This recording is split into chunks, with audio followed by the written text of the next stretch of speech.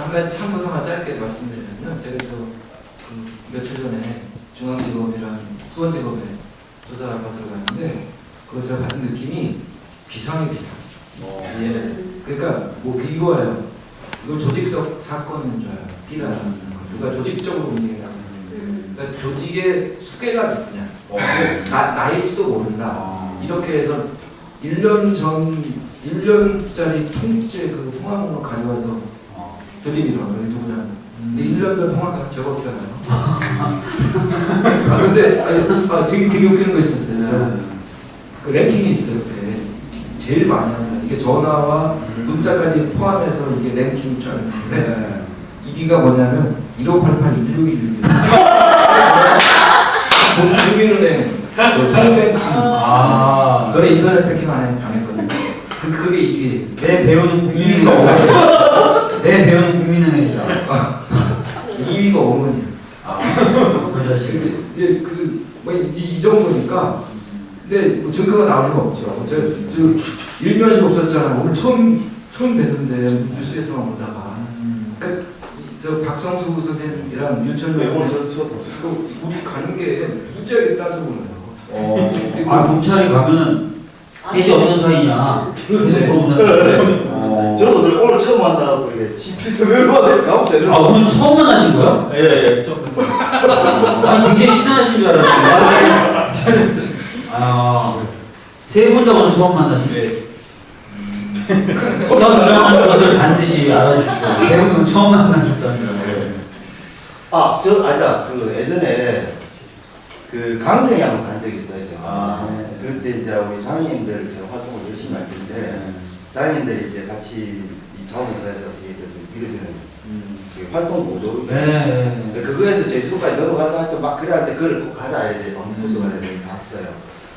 그때 본 것 같은 생각이 들어가서 그걸 확인해보니까 그거 맞아. 그래서 그때 한번 얼핏 본 거는 맞아요. 그때 뭐냐면 그때 얼핏 한번 봤답니다. 근데 그 직진이 이상한 사람이 폰 들고 막 찍고 있는데 그 사람 뭘 찍고 그래도 방송해요 뭐 이런 거예요. 진짜가 그분이 이분이었어요.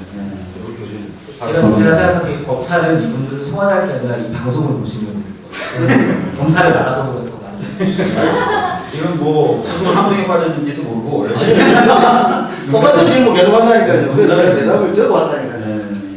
볼 때는 평론가분들 좀 말씀해 주세요. 원래 이제 질문이 요즘 같은 인터넷 시대에 왜 전단지를 하게 되었는가 뭐 이런 질문이 간단하게 쓰면은 많은 사람들이 볼 수 있잖아요. 근데 저도 이제 그런 생각을 해봤었어요. 근데 원래 처음에 이제 쥐그림 사건 났을 때도 검사나 이쪽에서 했던 말 비슷한 게 그런 게 있었어요. 그러니까 그때의 죄가 공정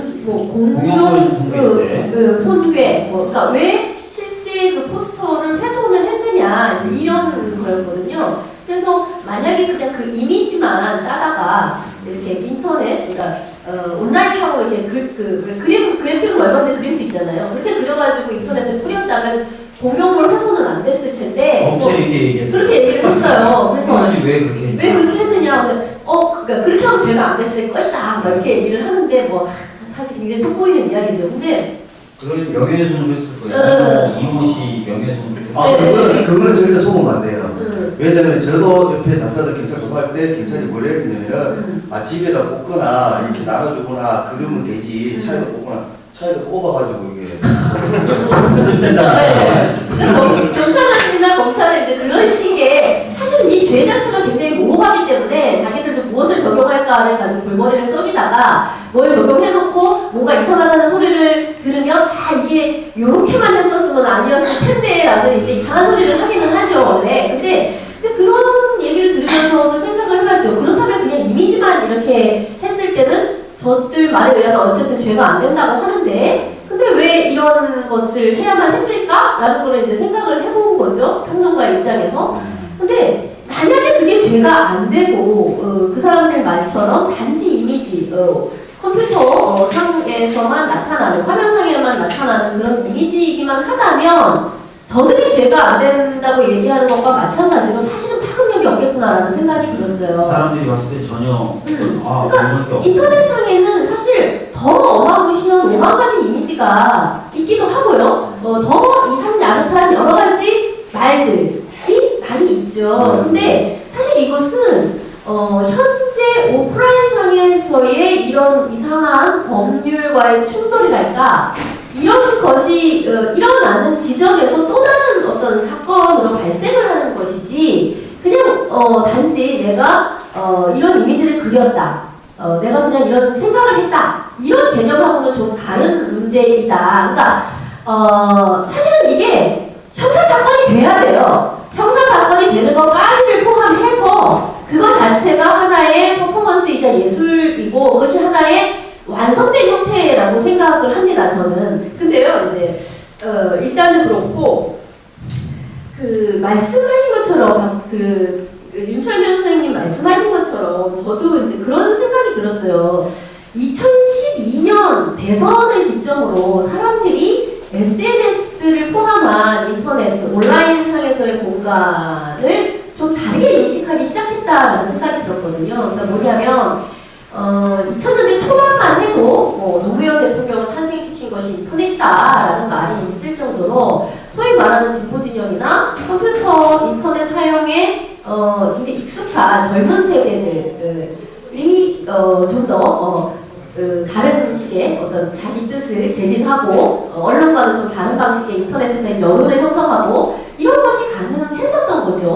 근데 새누리당이나 이쪽에서도 가만히 있는 것이 아니라 자기들 나름대로 자발적으로 댓글을 쓰는 사람이 적다면 그런 사람을 모으고 말테야 라는 것을 했었고 실제로 그것이 국정원이고 그렇죠. 10만 양병설이 실제로 있었고 그렇게 해서 이제 일베 등에까지가 나온 것인데 이를테면 이것은 어떤 오염된 상태라고 볼 수가 있거든요. 그러니까 우물의 도구의 탕과나 마찬가지에 인터넷 환경이라는 것 자체가 어떤 특정 세력의 의도에 의해서 대단히 혼탁해진 상태이고 그거에 대해서 그러니까 처음에는 국정원의 그만큼의 개입이 있었는지조차 모르는 상태에서 굉장한 염증을 느끼기 시작했어요. 그리고 어떤 한계, 우리끼리는 굉장히 많이 이렇게 교감이 된 것 같았는데 막상 뚜껑을 열고 보니 물론 거기에는 부정선거라는 이제 그것까지가 들어가 있지만 어쨌든 뚜껑을 열고 보니 그게 아니었구나라는 어떤 충격이랄까 공황 상태에 이렇게 일시적으로 빠지기도 했었거든요.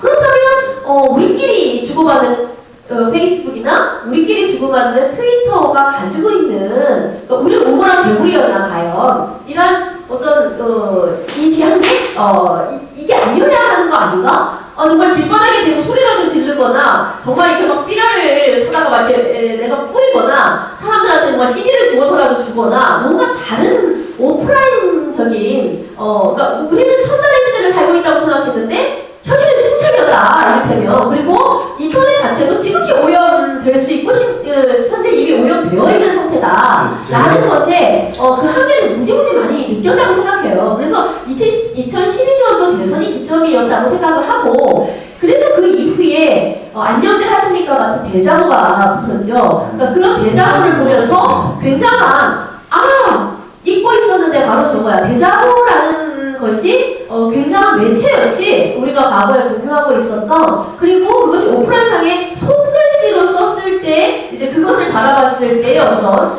환기되는 지점이 있었던 거죠. 온라인상에 이렇게 글자로만 있는 것과 어떤 이것이 이렇게 물성을 지닌 대자보라는 형태 그리고 뭐 이렇게 그림을 그려가지고 이렇게 그림이 뿌려지고 또 그래가지고 잡혀가고 어쩌고 하는 그것 자체가 굉장히 스펙타클하기도 하고 여기에서의 어떤 법과의 긴장 관계 속에 그렇구나 이것까지가 그러니까 우리가 온라인상에서는 무슨 이야기든 쓴다고 하지만 그들이 건네는 건 그게 아니었구나 라는 거에 대한 어떤 새로운 깨달음이 있었다고 생각을 해요. 굉장히 유익한 말씀 해주시죠.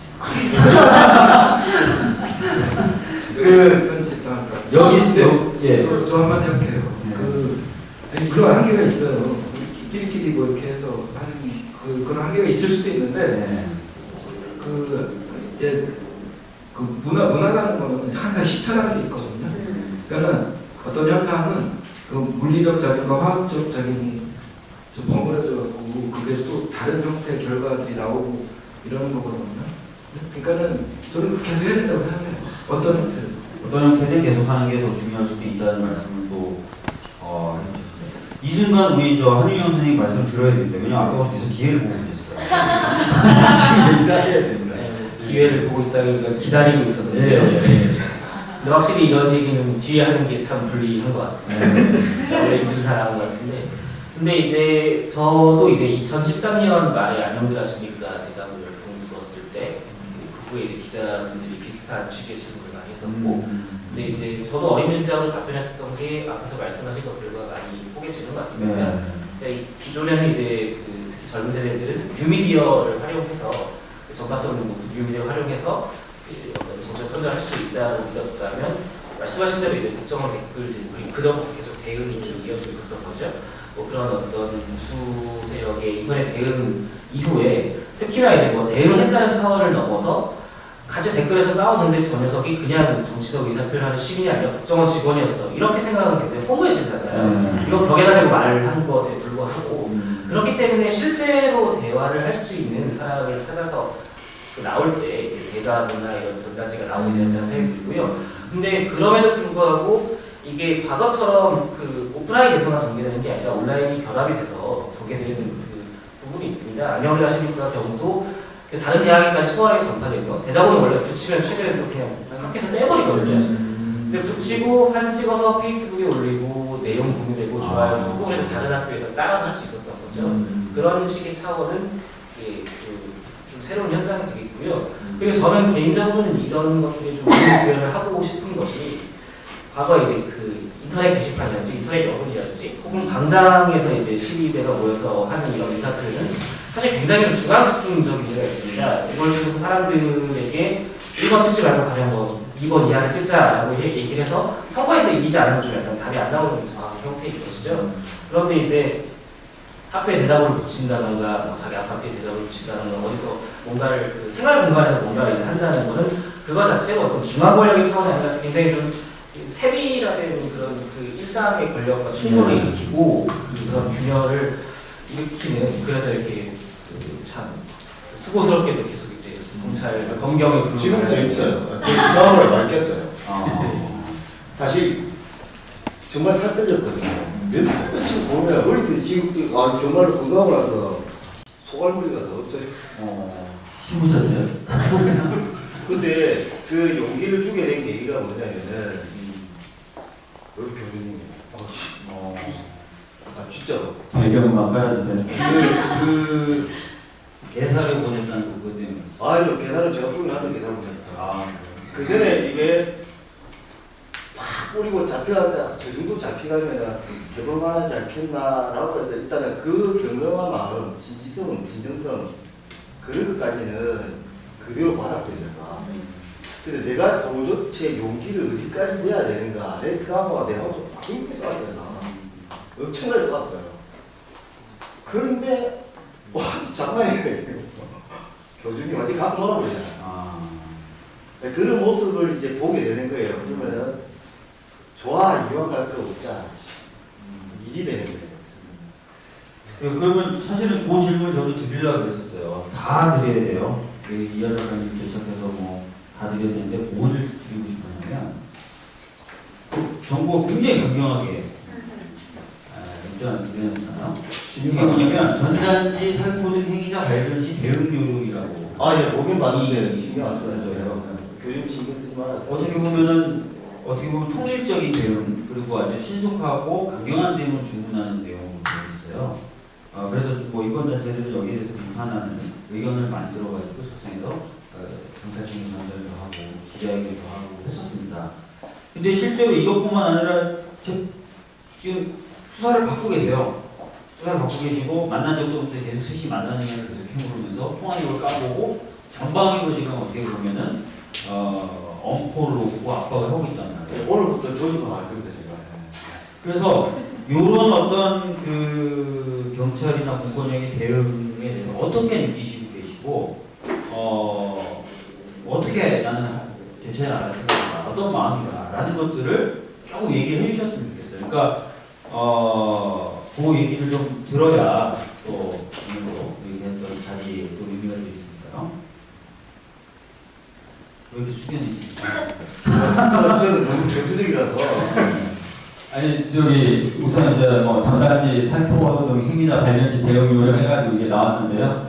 경찰청에서 이게 딱 나왔더라고요. 그래서 바로 그날 또 만들어가지고 전단지 살포하는 행위자를 방해하는 경찰 대응 요령 해가지고 또 만들어가지고 또 계속 제가 이제 전단지 보내는 분들한테 같이 이제 복사를 해가지고 이제 보내고 있거든요 지금요.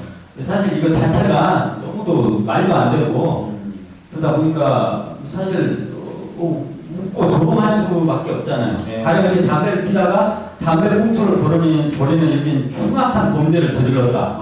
그러면 누가 이제 경찰이 와가지고 이거 범죄입니다. 오셔가지고 조사 받으세요. 하면 막 겁나가지고 이렇게 가겠지만 네. 이건 뭐 내용 자체가 이게 말이 안 되는 거잖아요. 민주주의 사회 자체를 부정하는 거잖아요.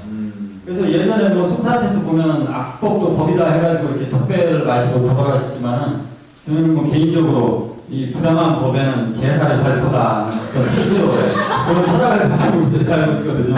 그리고 뭐 아주 그냥 이렇게 웃고 그냥 넘겨야 되는 사항으로밖에 생각이 안 듭니다. 오히려 웃고 넘기는 게 네. 적절한 행위. 조롱을 하고 보내줘야지. 그래서 제가 교수님으로 모십니다. 제가 교수님 말씀 그 교시 뒤에 늘 그럽니다. 제가 교수님 추종자 넘버 1 자치 꼭 주문드려요. 배경만 깔아주세요. 그게 굉장히 중요한 건데요. 네. 저는 사실 진짜 굉장히 트라우마를 많이 깼어요. 정말 많이 깼거든요. 그 트라우마라는 게 어떤 정권으로부터 어떤 탄압이라든지 이런 것에 의해 그런 것을 두렵게 느꼈던 움츠러들었던 이런 예전에 것들. 저 같은 경우는 이렇게 솔직히 이렇게 학생 운동 학출이거든요. 그래서 이제 뭐 한국이 싸우다가 기절할 때까지 쳐맞고 깨보니까 경찰서고 또 체육관 범벅이고 또 거울을 보니까 발자국이 이렇게 있으면 피도 막 비물돼 있고 너무 상태가 안 되니까 집에 가요. 그래서 뭐까지 들고 왔거든요. 그랬는데 그런 드라마들뿐만 아니고요. 한때 화물 연대가 만들어질 때문에 제가 이제 출애라고 했거든요. 그때 이제 오부도 앞에 오부도 가리 쪽으로 이제 가만도 앞에서 또 화물연대 그 형님이 부신 뚝배기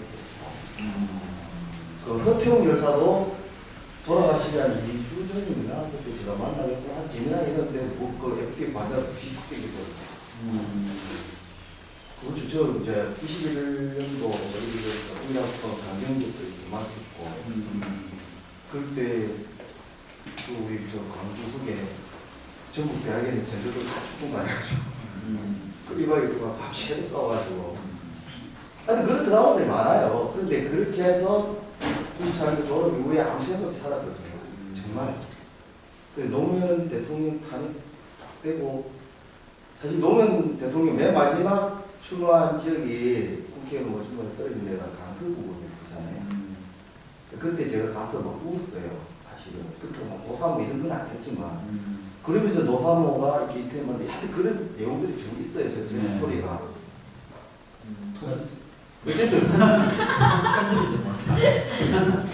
그런 드라마를 깨게 된 계기가 올고지 교수님 사실 정말 이건 진지하게.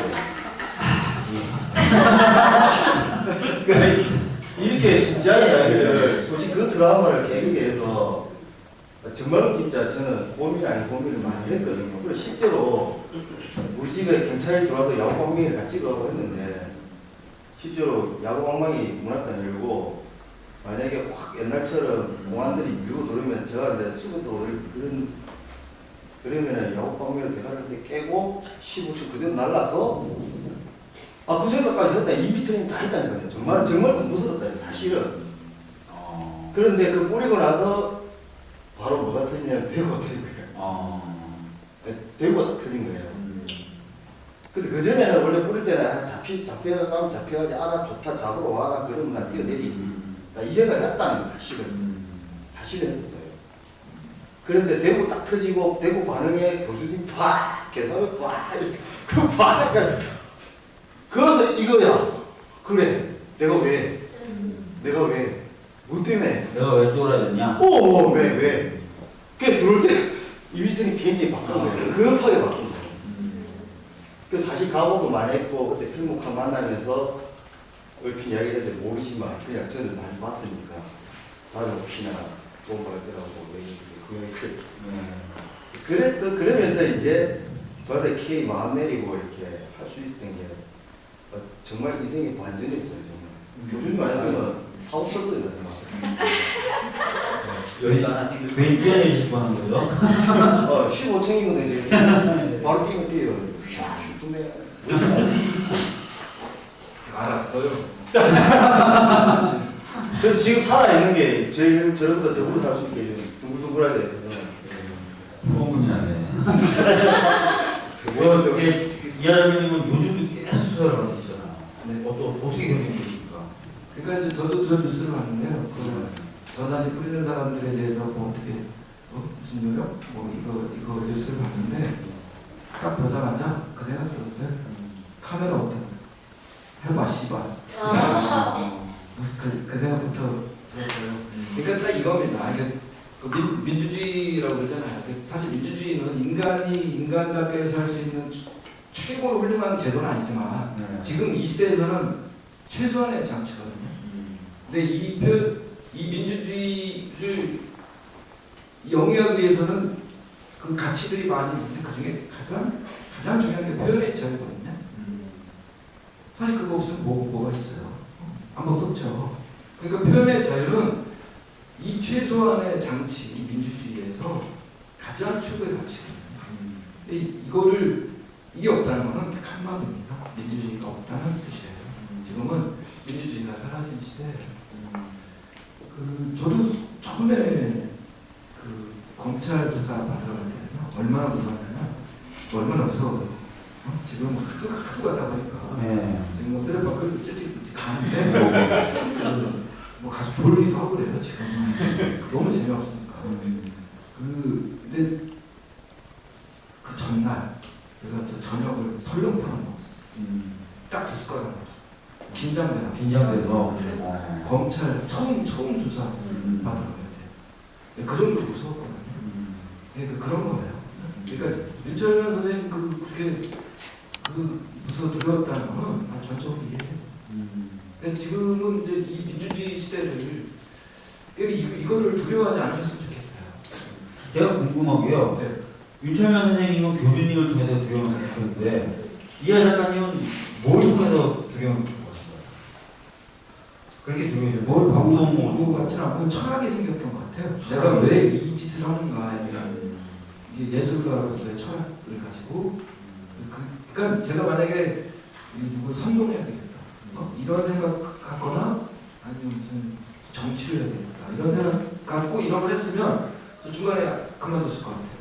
근데 예술을 한다고 생각하니까 또 그거에 대한 철학이 확고하니까 이게 진짜 이게 뭐가 죄예요? 이게 뭐가 죄예요? 웃기는 거죠. 그러니까 좀 미안한 분들 청소하시는 분들 그건 좀 뭐라 그러면 항의하면 우리가 가서 죄송합니다 다시 청소할 끼고 우리가 빗자루 이렇게 해서 청소하면 되죠. 왜 법이 이렇게 지랄하는 거예요? 민주주의라든지 또는 예술을 내가 하는 사람인데 이게 예술이 민주주의에서 당연한 행위를 하는 건데 왜 이게 죄야? 이걸 왜 내가 두려워해야 돼? 이런 느낌을 가지시니까 스스럼 없이 계속 하시게 되는 그런 경지에 이르시게 되군요. 근데 그 예술적 비용 경범죄 쓰레기 부담 투기는 받으시면 됩니다. 벌금 조금 나와요. 그 작품 가격이라고 보시면 작품 재료비. 그렇군요. 그러면 이런 질문을 좀 약간 바꿔서 드리고 싶어요. 다들 그래요? 지금은 두렵지 않지만 처음엔 두려우셨다는 거예요. 또는 뭐 여러 가지 어떤 뭐 걸리시는 것도 있었을 거예요. 근데 왜 그 행위를 시작했냐? 그걸 묻고 싶어요. 그리고 왜 박근혜 대통령이 왜 이렇게 잘생겼는지 궁금하기도 하고 다른 사람들도 많을 텐데 뭐 그런 것들 좀 한번 얘기해 주시죠. 왜 시작했느냐? 이런 거는 제가 다음 때도 지금 이제 노동당 당들다. 뭐 경찰도 다 알고 많은 친구들 다 알았으니까. 아무튼 또 중요한 건 아니에요.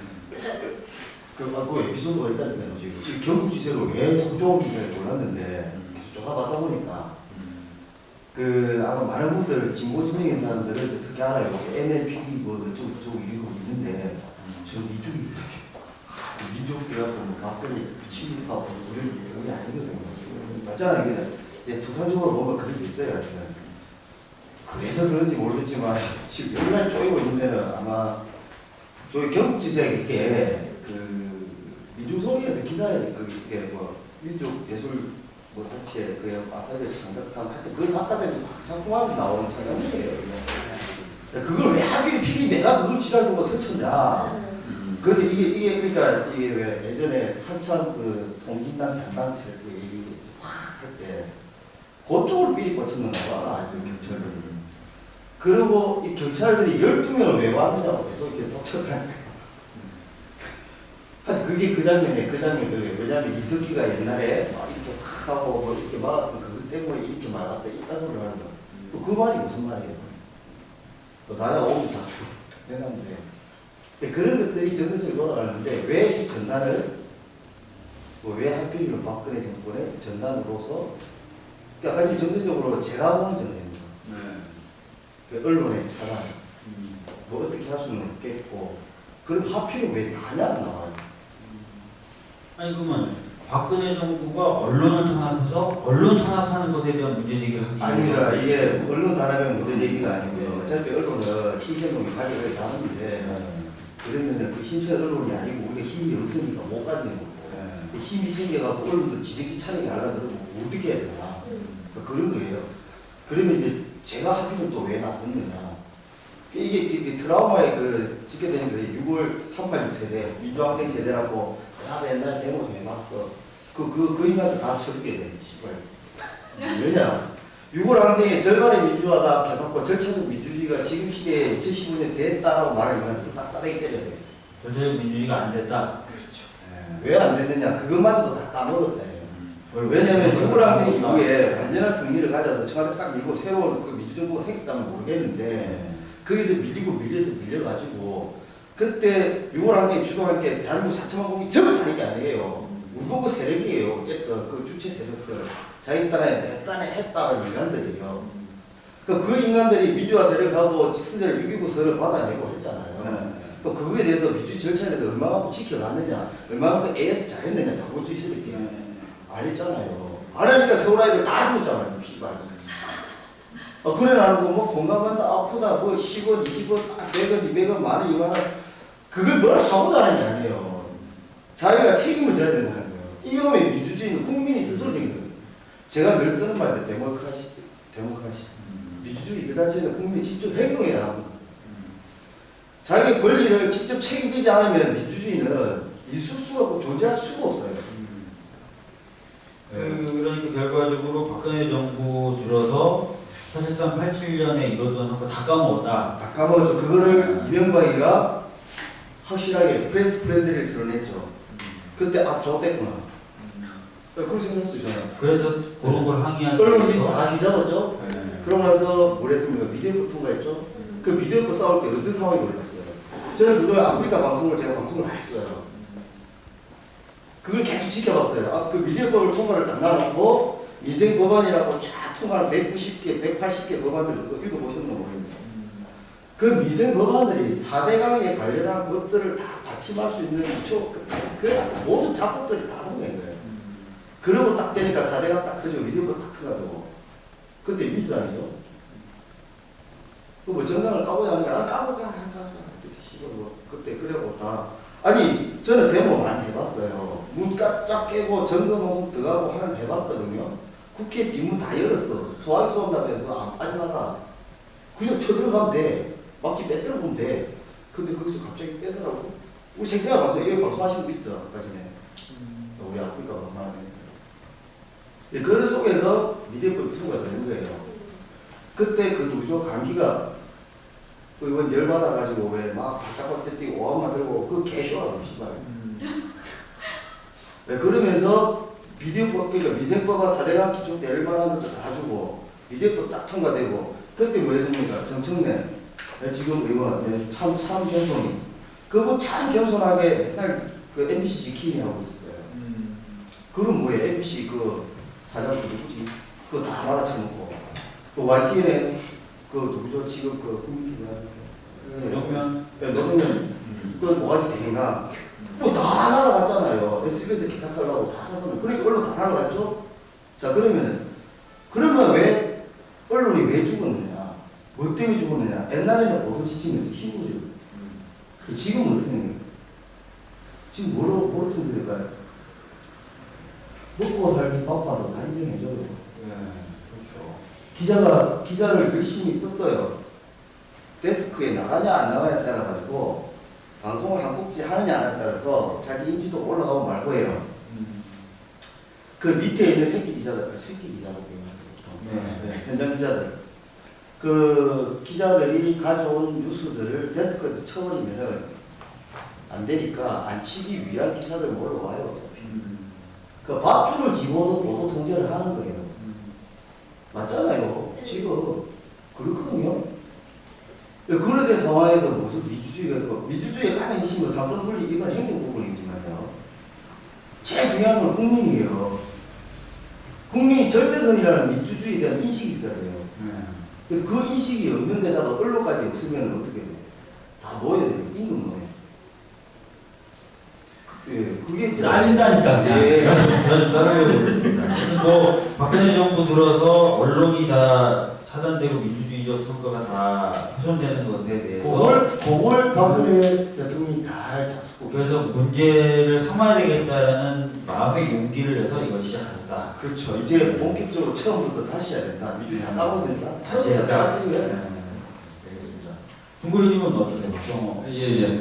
저는 이제 기본적으로 이게 윤철면 선생님처럼 그렇게 막 후쟁적으로 그렇게 싸우고 그런 경험도 없을 뿐만 아니라 뭐 부채감도 기본적으로 있고요. 이제 열심히 하셨던 분들.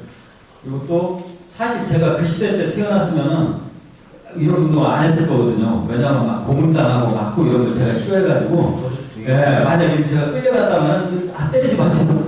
다 부르게 해가지고 예, 혼자 다 정리해가지고 다 뒀을 거예요. 근데 이제 지금 시대 같은 경우는 이런 건 없잖아요, 사실. 이런 건 없고, 그냥 뭐 좀 쪽팔리고 힘들고 귀찮고 이런 거 버티고 이거 하는 거 다른 거 없거든요. 예.